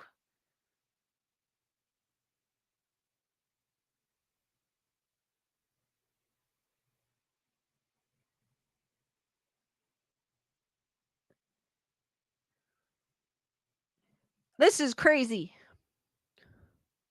Not only was the Warrens' marriage a far cry from the one portrayed on screen, DeRosa Grund wrote in his email, but I already read that part. I apologize. Ed was a P, a SP, and a physically abusive husband, wrote DeRosa Grund. Lorraine enabled Ed to do this. She knowingly allowed this illegal relationship to continue for 40 years. They lied to the public. That email was sent after the first film, but 2016 The Conjuring 2 only amplified the loving relationship between the Warrens. At one point, Ed adoringly sings Can't Help Falling in Love to Lorraine, and the film ends with a callback to that moment as Lorraine puts the record on and the two slow dance in the living room. The Warrens' straightforward earnestness fuels the film more so than their Catholicism, wrote Sherry Linden in THR's review of The Conjuring 2. Amid the chills and thrills, the childhood anxieties and vulnerability, director James Wan has made a celebration of the demonologist duo's marriage. In his September 2013 email, DeRosa Grund wrote that he had assured Penny he could temper the romantic relationship shown between Ed and Lorraine in the sequels. He warned the executives that Penny might tell her story to the media. Once this comes out, do you think Patrick Wilson or Vera Farmiga would knowingly play Ed and Lorraine ever again, he asks? The answer is no one would. No amount of spin from any crisis PR film can ever fix this once the truth comes out. Neither actor commented. Of course they're not. No one's going to comment. Leonora goes, dude, I feel like a Criminal Minds episode. That's what this reminds me of. It keeps going.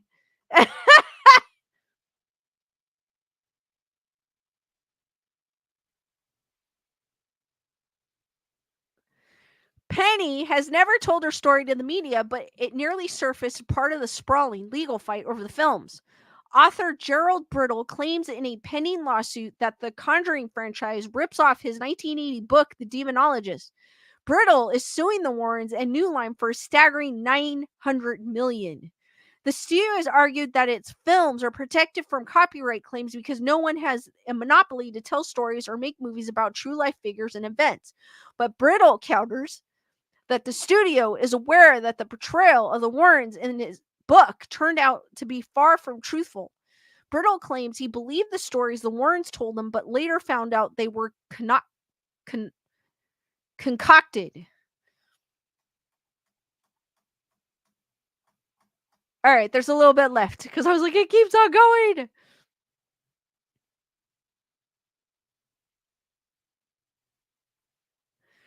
Explosive allegations about the Warrens' relationship were included in an October 2015 letter to New Line outside Counsel O'Connor from attorney Sanford Dow. It is unclear which party Dow was representing in this matter, and he did not respond to repeated inquiries from the THR. Mr. Warren has been accused of being cut from the exact same cloth as convicted Penn State football child M. Jerry Sandusky and the accused SP Bill Cosby, wrote Dow. Mrs. Warren, in both condoning and covering up these heinous acts, is as complicit as her husband. Dow threatened to add these claims in litigation against New Line unless the studio agreed to settlement.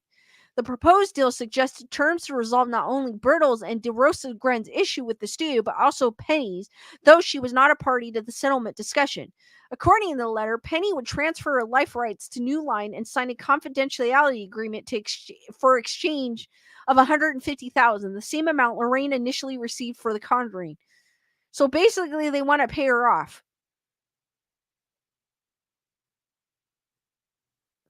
The settlement didn't happen, and explicit allegations have not been included in any litigation against the studio. But buried in a 355-page lawsuit that Brittle filed in March was a claim that Penny was ready to testify about the epic falsity of the family dynamic in the films.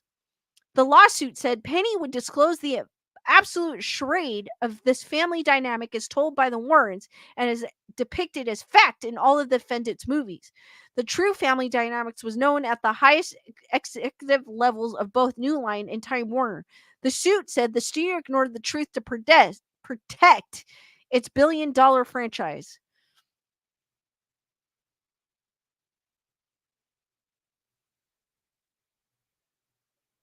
Gutter Girl goes, so much horrible things come into life. Exact. Yes.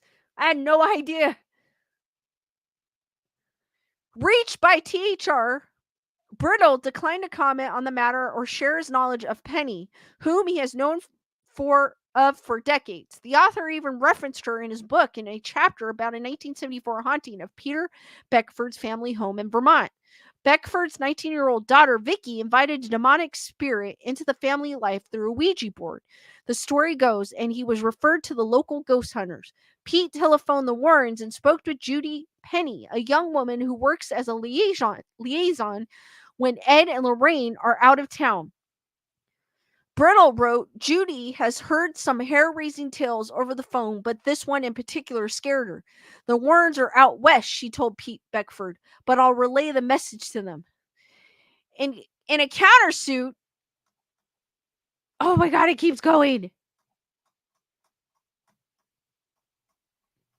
In a countersuit against Brittle filed in September, New Line attorney Benjamin Rotterborn dismisses Brittle's claim as part of an attempt to sabotage the Conjuring franchise in league with DeRosa Grun, who has been admonished for his conduct in at least 2 judicial proceedings. For years, Brittle and his cohort, Tony DeRosa Grun, have conspired to strip New Line of its rights, constantly changing positions and concocting new theories with complete disregard for the truth, he said in court papers.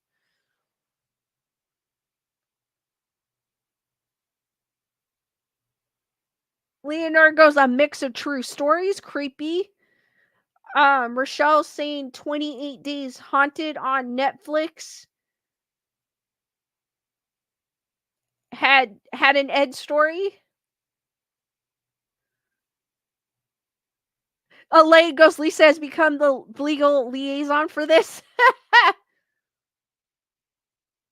Matthew, I hope everything's okay.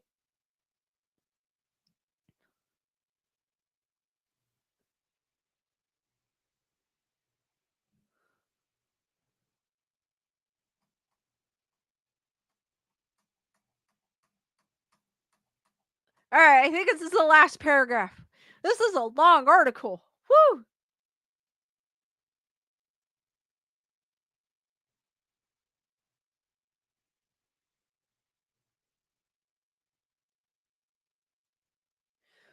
Legal expert says the Warrens, a new line, did not necessarily do anything wrong, allowing so heavily a fictionalized portrayal of the Warrens' relationship.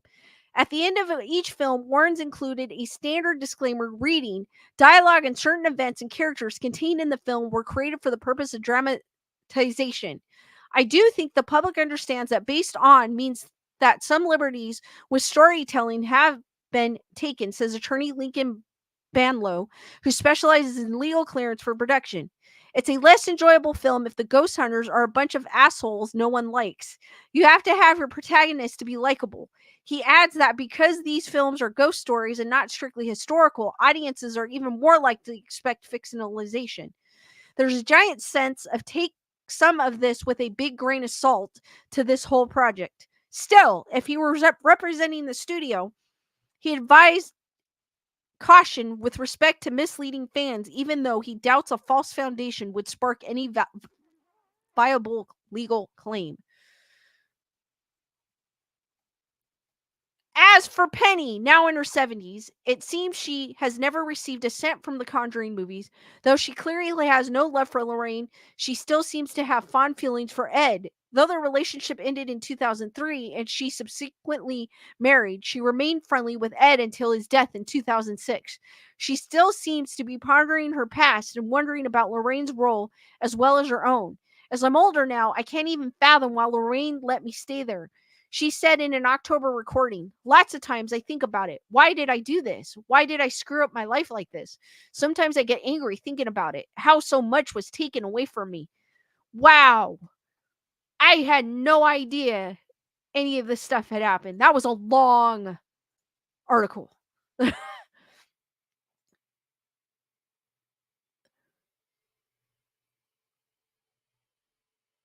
Melissa Melissa Smith, I stepped away. What's this about assholes and salt and pennies?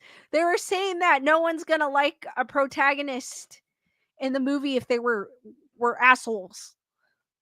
Which is true. If you don't like the character, you're not gonna want to watch it. Which he made sense.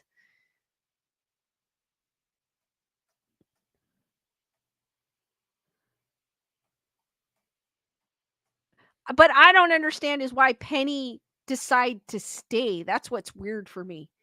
I'm like, what the heck? Like for me, it's like I feel like she was in love with him. You know what I mean? Because why else would she stay?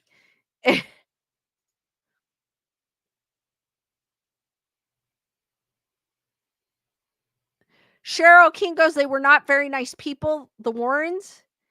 Or they, like Cheryl says, if they weren't very nice, they could have been manipulative. And that's why she stayed. And maybe she really didn't have any place to go.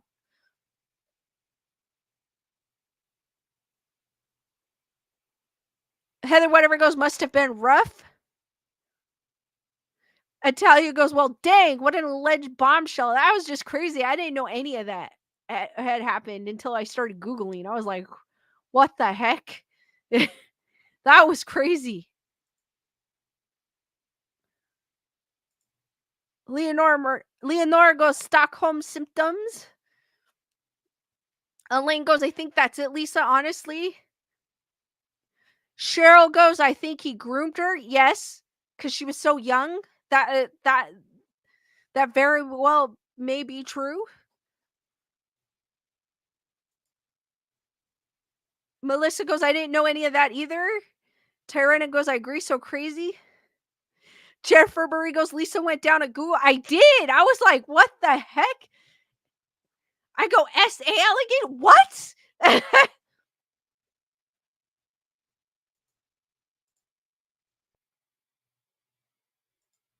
She spent half her life with that man. Half her life. I mean, I guess eventually she got married, which was a good thing, but she spent half her life.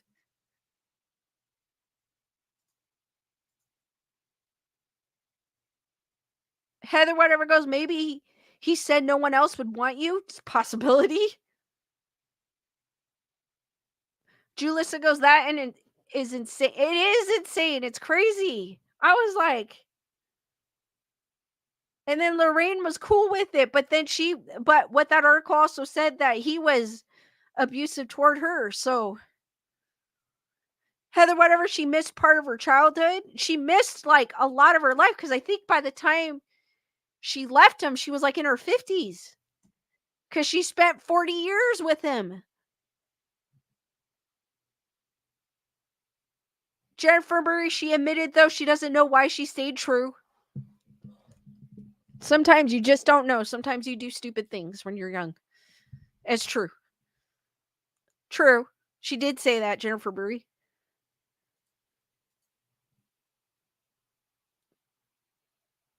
Maybe she felt like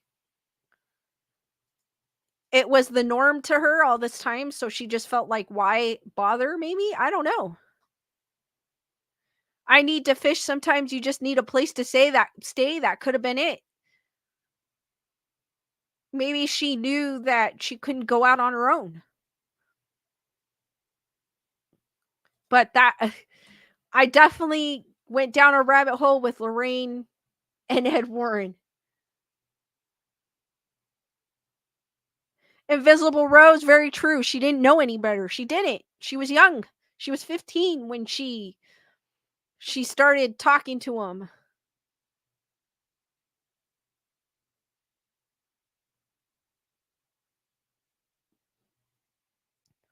Rochelle goes, these rabbit holes are sometimes rotten at times, like Forrest Gump. Life is like a box of chocolates. You never know what you're going to get. Same concept. True. Very true.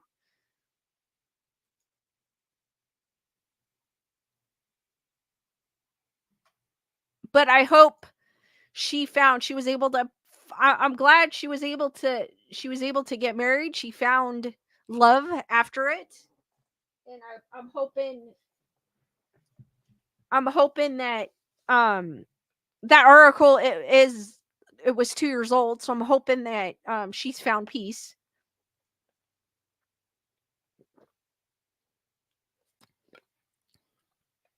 Leonora is saying if I can find the Stockholm syndrome. Give me a second.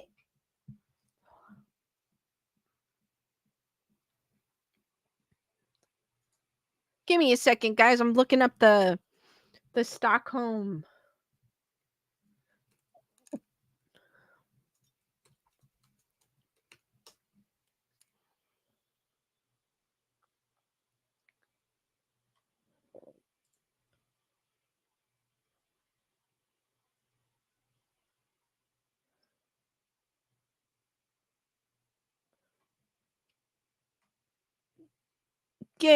So this is from the Britannica. It says the Stockholm syndrome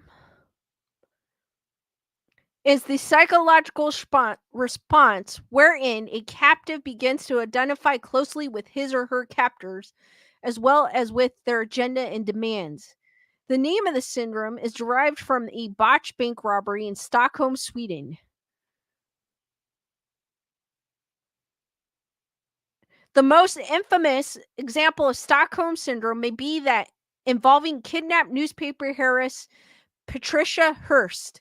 In 1974, some 10 weeks after being taken hostage by the Symbionese Liberation Army, Hearst helped her kidnappers rob a California bank.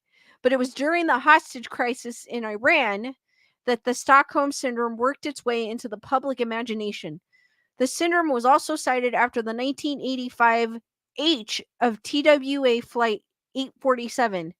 Although the passengers underwent a hostage ordeal that lasted more than 2 weeks, upon their release, some were very openly sympathetic to the demands of the kidnappers. Wow. Okay, I see what you're saying. Leonore.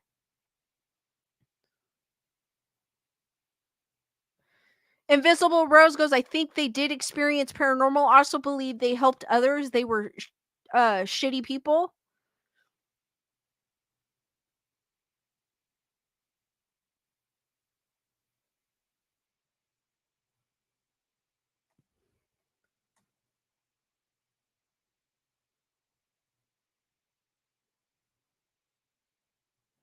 Rochelle goes, whatever you do tonight, Lisa, definitely put a protection on yourself before bed, not to take any of your rabbit hole energy with you.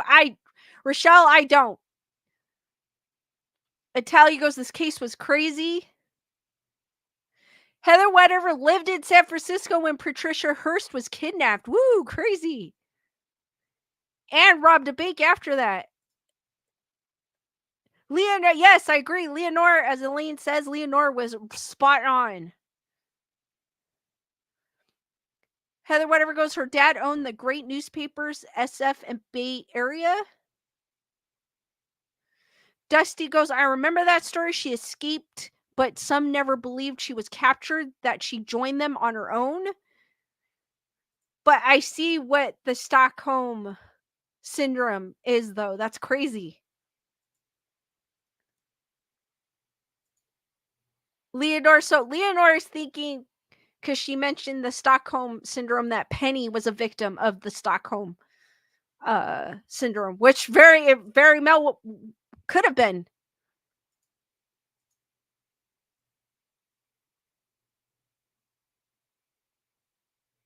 Heather Whatever goes, that group that kidnapped her had a continuing story that was crazy in LA. It's weird. I never heard of it. Heather Whatever also saying Penny could have been. Yes, I think that could have been the case with Penny. But we will never know. She could have just been young and stupid and not know. Like when we're young and stupid and make dumb mistakes. Not to say that anyone's stupid, but we do make dumb mistakes sometimes when we're young and we learn from them. So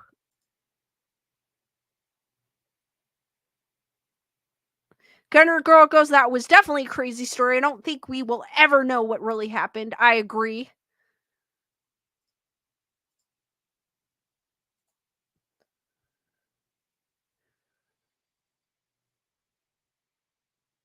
Melissa's asking where were Penny's parents. It never said. It said she came from like I think a broken home, but I don't know.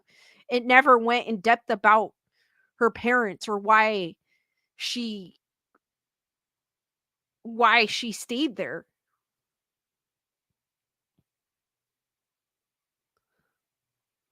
Elaine goes trial and error. Yes.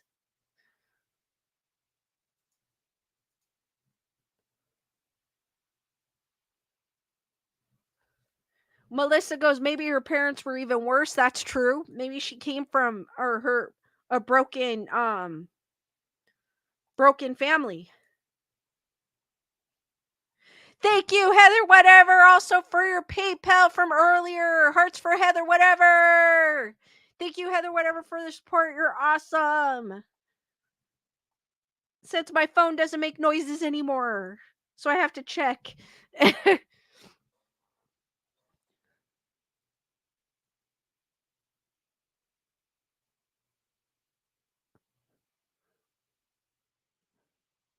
Leonora goes, experience is good, but always be aware is what I was taught. Yes. I agree with you on that one, Leonora. But we all learn from our mistakes. The best thing is to move on and don't dwell on your past and just move on.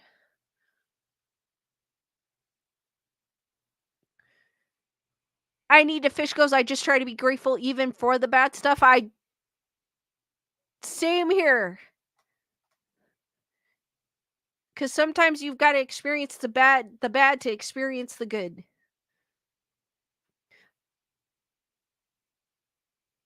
As I need to fish. Miseries are divine blessings.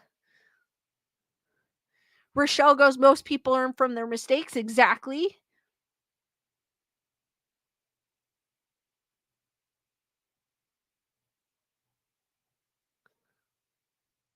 Leonore goes, I see that. Desperate to find a family, you move on. True. That could have been what she was looking for, too. And she ended up in that mess. Rochelle, I totally agree. Forgiving of oneself is key and a necessary step for redemption and a future. Very true. All right, guys, I'm going to open it up for questions, though all you guys are having good conversation here, but question on.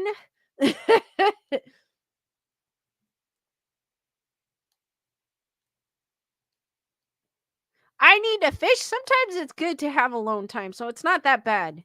Because sometimes you need alone time to think. Sometimes it's a good thing, so it's not that bad. It's not actually a bad thing.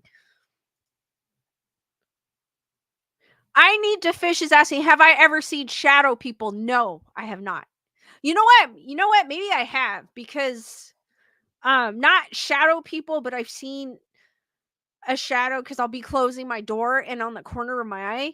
I've had this happen one time. I came home um and turned on the light in my room, was closing the door, and I could have sworn um because I used to have a black cat and his name was Travis. He passed away a while ago. And I could have sworn I saw a black cat. So then looked and there was nothing there, but I could have sworn I saw something like something that was shaped like a cat was I saw a shadow, but I didn't see a cat, but I saw like a shadow, but but was like a cat. So I've had an experience like that, but I've never even when I was at Lewis's house. It was weird because I was coming out of the kitchen and we had the lights off, right? And the TV was going on.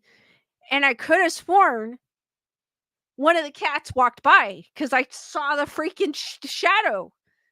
And come to find out the cats are in the other room. And I was like, what the heck? Jeffrey goes on to try. I think he did.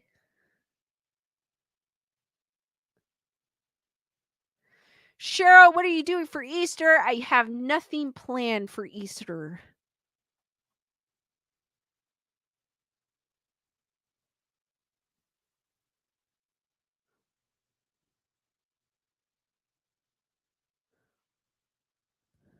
Rochelle is asking, have I ever had an out of body experience? No, I have not. I've never had an out of body experience.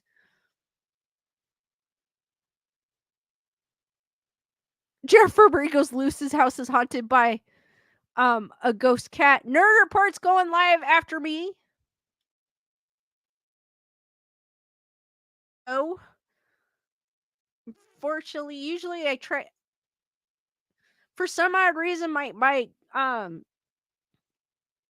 computer's not allowing me to edit my stream. I do not know why. So, guys, just a heads up. Once Luce is gonna go live after me.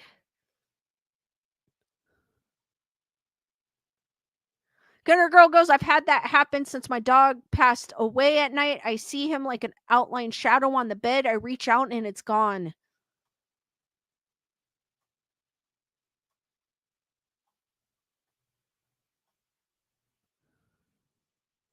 Heather, whatever goes, I get little jumps on the bed that feel like my kitty did.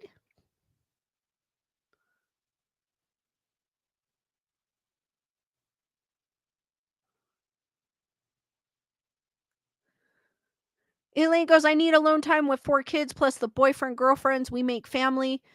Thought the bathroom was a safe place, but they all find me. Invisible Rose goes, that happened to me. I used to see shadows of a small person or kid before I had my son. Ah. Leonor goes, always be aware of shadows. I go ever since because I watched those Ring videos. Like Mr. Nightmare. He hasn't done one in a while, but I usually watch those Ring videos. And ever since I started watching those, I always look over my shoulder because I've seen some crazy ones.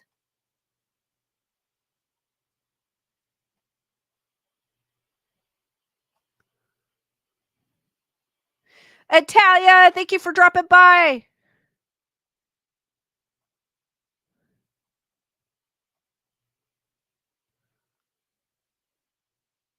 Thank you, Rochelle, for dropping by.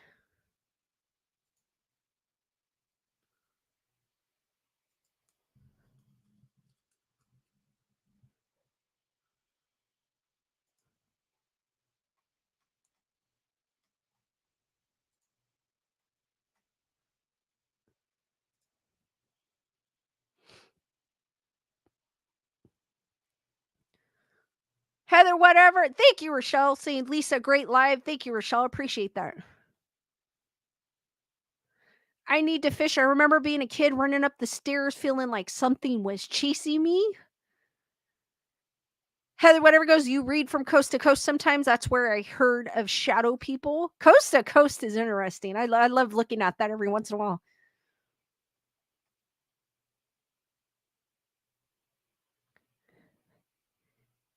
Thank you, Cheryl. Saying have a safe Easter, everyone. Much love.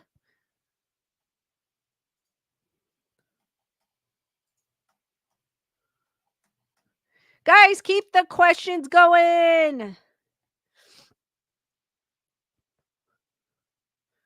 Stay on for a few more minutes. And then we'll head over to Nerd Report. Unfortunately, I can't redirect. My computer's being dumb.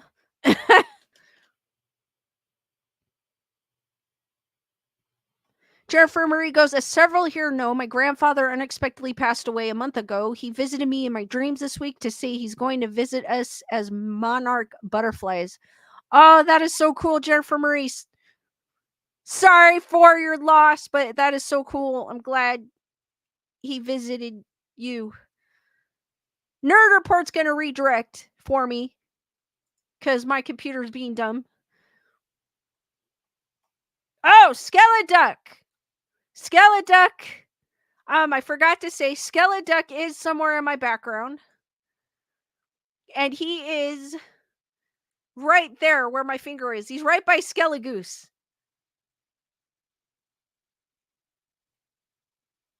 He's facing the camera, guys. He's right there where my finger is.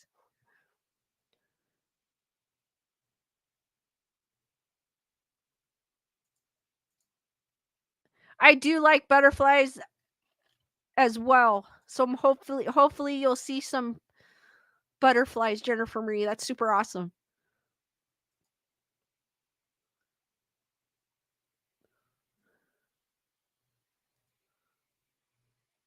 I keep forgetting to post the in Telegram of the Skeledino that my neighbor has out in their front yard. Bernadette goes, I still can't see the pinchy duck. It's right where my finger is pointing. Right there. Right above my head, actually. Right above my head. Yeah, kind of right above me. And right next to Skella Goose. Because there's Skeleduck and Skelegoose. Leonor goes, found in Prior. Bravo, Lisa. Jennifer Marie goes, monarchs don't frequent where I live, so we shall find out. Oh. Invisible Rose saw it earlier, but was so into the article. This was a good one. Thank you, Lisa. Thank you, Invisible Rose.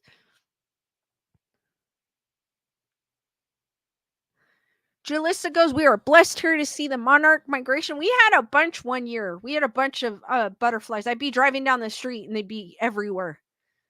And I was like, oh my God.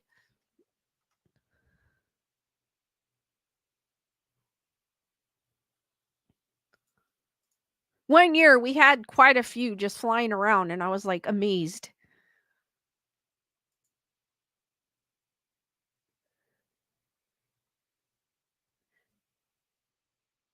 They're beautiful though. Whenever I see a butterfly, I think it's someone visiting to say hi. It may not be necessarily someone I know, but it's someone coming by to say hi. Cheryl goes, was a great story time. Thanks, Lisa. Thank you, Cheryl King. I appreciate that. Guys, keep the questions coming.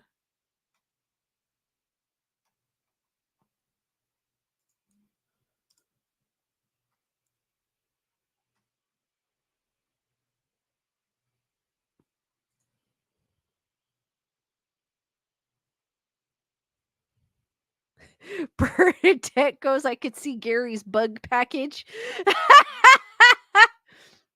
Or big package. I don't know why they did that to Gary. I do not. Jennifer Berry goes, my grandmother had long visited as white butterflies. Even when it's raining out, we will see one sometimes. Oh, that's cool, Jennifer Berry. Julissa goes, great stream tonight, Lisa. Thank you so much. Thank you, Julissa. I appreciate that. Leonard goes, which place would you go first? If there was a haunted place I could go to, I want to go to Virginia City.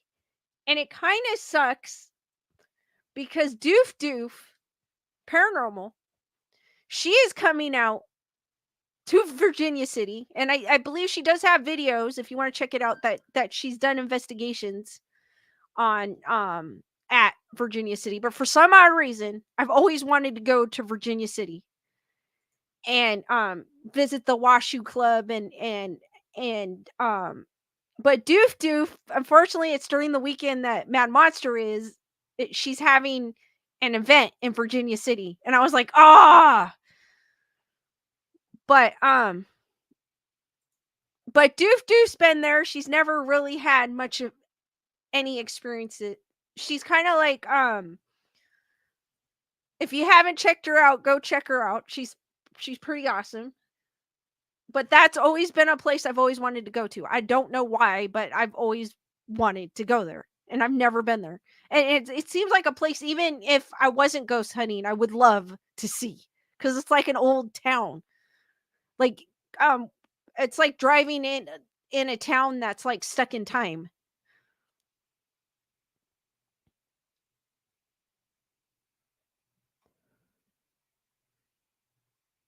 Tyranna goes, thank you so much for the great stories. Thank you, Tyranna. Elaine says, thank you so much. Great stream. Thank you, Elaine, for dropping by. Gutter Girl saying thank you in advance for the rain you're sending us Sunday and Saturday and Sunday. No problem, Gutter Girl.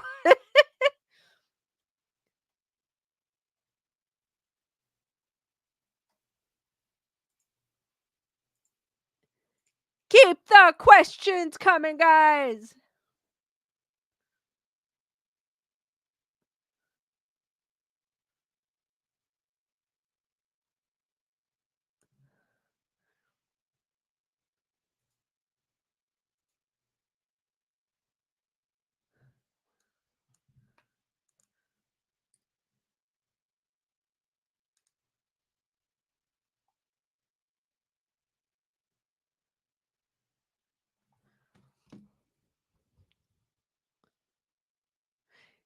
Tico Titsco's lunch was scrubbed but walked my dog around. That sucks about the lunch, but at least you got to walk around. That's a good thing. Cheryl goes, what would be your best job, Lisa? Good question. I would love, I know this sounds cliche. This sounds cliche, but if I was living in Vegas, I would work at the Haunted Museum. I would work at Zach Bagan's Haunted Museum. Why not? I think I would enjoy it. I'd probably have a blast.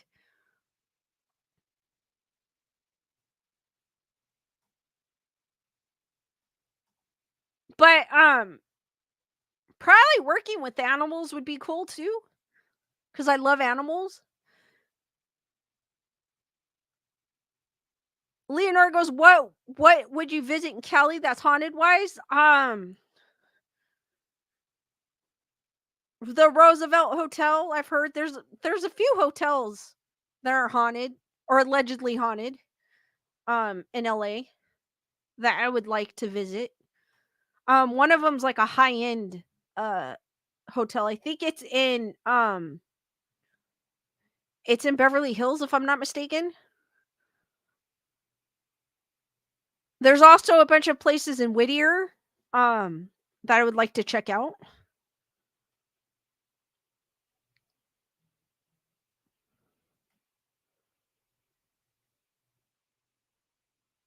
I would love to go to Alcatraz. I've never been to Alcatraz.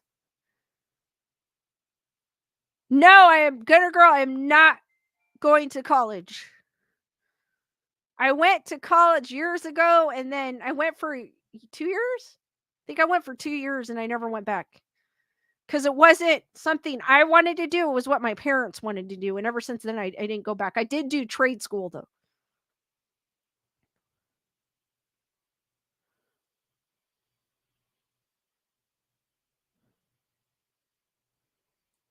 I saw Tico Tits. I did see when I was hiking earlier today. I did see the clouds come. It was windy. Jennifer Marie is like, Alcatraz is all right. She's like, move along. No, I'm just kidding. I did see the movie Alcatraz, I think. Did I? Yeah, I think I did.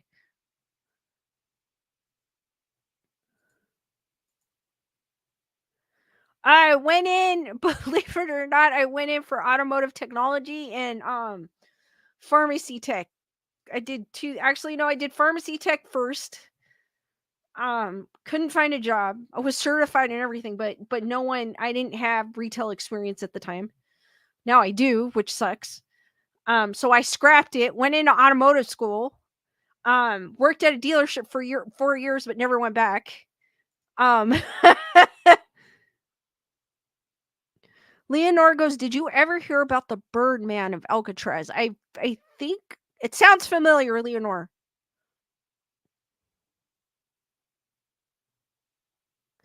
Jennifer Murray goes, sorry, I didn't feel like it was spooky the few times I went. Just a building falling apart on a little rock island.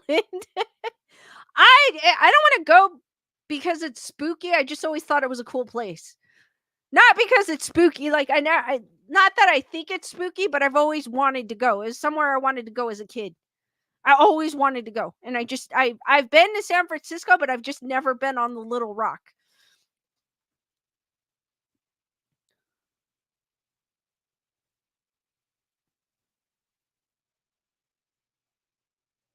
Julissa goes, we had an experience in Alcatraz in the hospital area.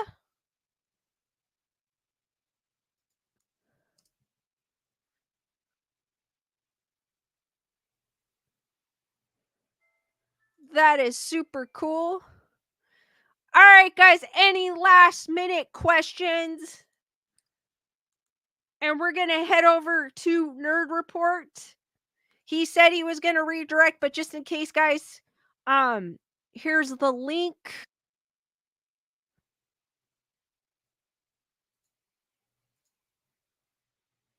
Give me a second, guys.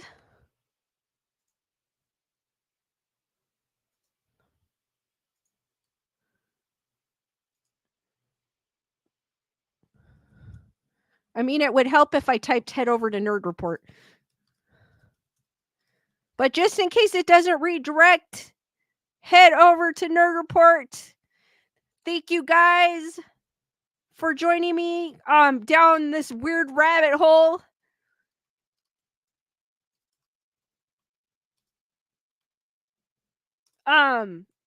Weird rabbit hole. I learned some new things. I'm pretty sure you guys have too.